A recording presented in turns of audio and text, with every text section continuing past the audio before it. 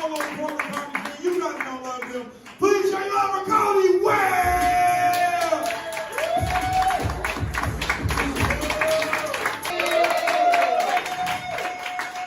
Yes, it is true. I am Cody Webb. Yeah. I look like if mayonnaise had feelings.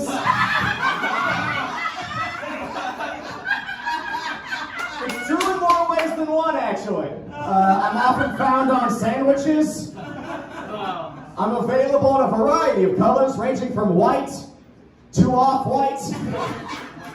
And I have been linked to several outbreaks of salmonella poisoning throughout the Pacific Northwest. All right, I'm going to level with you. That last one isn't true. I made that up. The only reason that's in there is because I read the entire Wikipedia page on mayonnaise, trying to get a third bit for this joke.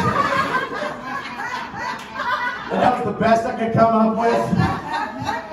Look, my jokes may not always be funny, but they're well researched.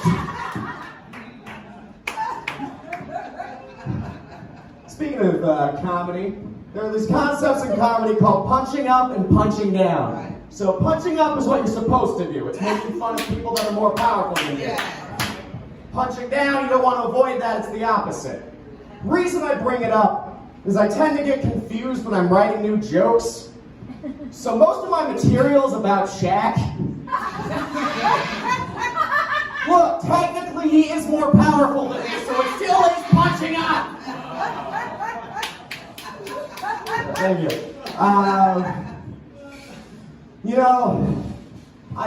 Personally, I really like Shaq. My personal favorite thing about Shaq is that he'll take any endorsement deal.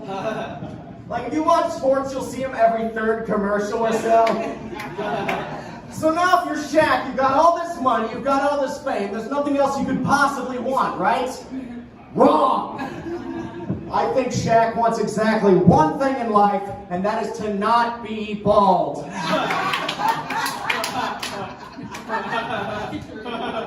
I think there's a constant voice in the back of Shaq's head going, damn, I could be making so much money from shampoo commercials right about now. Look, that is a flawless Shaq impression. You did not get upset with me. I have the best Shaq impression in the game, okay?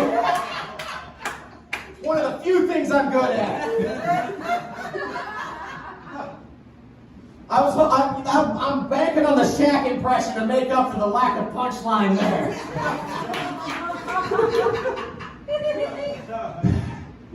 I'm surprised Shaq hasn't tried to sell me off-brand Viagra yet. Because I've seen other athletes do it, but for whatever reason, Shaq has the dignity not to. And it's a shame, because honestly, Shaq would be the one person I would trust to sell me boner pills. Think about it, okay? If Shaq had erectile dysfunction, he would need like 6 Viagra to get anything going down there, right?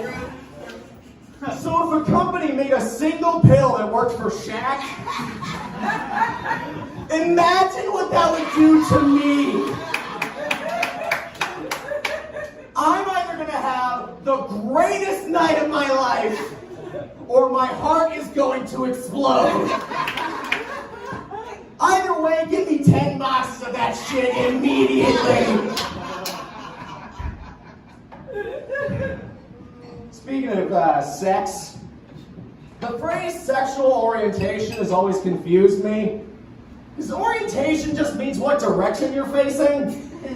It's not super relevant to how attraction works.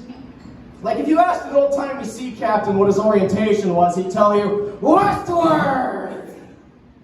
Oh, sir, you misunderstood me. What's your sexual orientation? Oh, bisexual.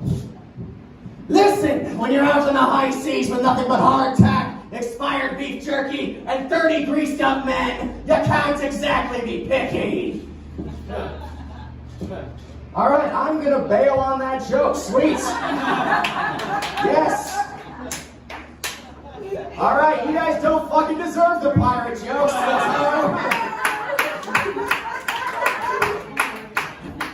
You should have saved that applause and laughter for when I was actually telling the joke. All right. So, I lived in Boston for a year before I moved back here to my home state of Oregon. And Boston, the people of Boston are not what I'm used to. They are very blunt. They'll let you know exactly how they feel about you. Now, most people don't like this. They think it's rude. But I, as you may have noticed, am not a normal person. For many reasons, one of which I am autistic. And as an autistic person, do you realize how nice it is to live in a place where people give clear social signals? Aggressive is so much easier than passive aggressive. Right? Now, if you're not sure what I'm talking about because you haven't lived on both coasts, let me give you some examples. I'll start with the West Coast. And East Coast, don't worry, I will get to you. But y'all already get shit 3 hours before the rest of us. You can be patient for once in your goddamn lives. Yeah, no, Buffalo guys learned. We've got a lot of resentment to the Eastern time zone. So, West Coast. Let's say you're getting on a crowded bus or train. It's only got like 2 or 3 seats left. What you gotta do is look at the empty seat, look at the person next to it, very publicly look around the rest of the bus to make sure there's nobody more worthy of the seat than you. Then look at the seat, look at the person and ask, hey, do you mind if I sit here? And if they're all right with it, then you sit down. On the East Coast, you just sit down. Simple solution to a simple problem. Can you fucking imagine it? And you want to know how I know the East Coast is different? I could actually have friends on the East Coast. Well, nothing personal. It's just that if you're autistic, you can't have West Coast friends. Because people out here will hang out with you even if they don't like you. And all they'll do is just ignore your text and space out when you talk until you get the hint. And I don't know if you know about people like me, we're not the best at getting hints. So that has been a problem in my life. And it honestly upsets me how much better the East Coast is for people like me. Because I spent 15 years of my life studying people, trying to figure out how to communicate in a way that didn't make me look like an asshole. Meanwhile, I could have just moved to Boston and fit in perfectly. Do you know how much easier my life would have been if I was boss-tistic?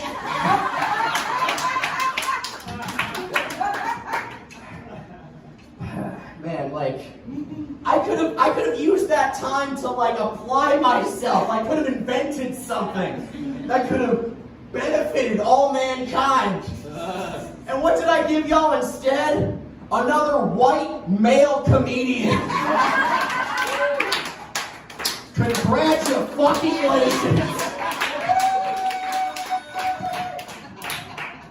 Alright, speaking of problems, I guess, I don't know if that segue makes sense. I don't fucking care at this point. You guys didn't like the pirate joke. I kinda don't give a shit.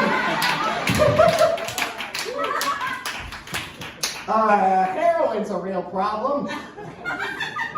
Especially in rural areas, like barns and farms. But you'll never hear about it because they keep hiding their needles in the haystack. Yeah, that's what you get for not liking the fucking pirate joke earlier. There was 2 other minutes of that joke and you'll never hear. Alright, I think I'm gonna end off on this. You ever notice how basketball and baseball have the exact opposite solutions to women playing their sports? Like with basketball, when women wanted to play, the people in charge are like, hell yeah, come on in. In fact, we already made you a slightly smaller ball so you can grip it better. Look, women have smaller hands. I don't think that's a controversial fact. I'm just saying. Anyway, When women wanted to play baseball, the people in charge said, all right, you can play, but on a few conditions. One, we're going to call your sport softball so no one thinks you're manly.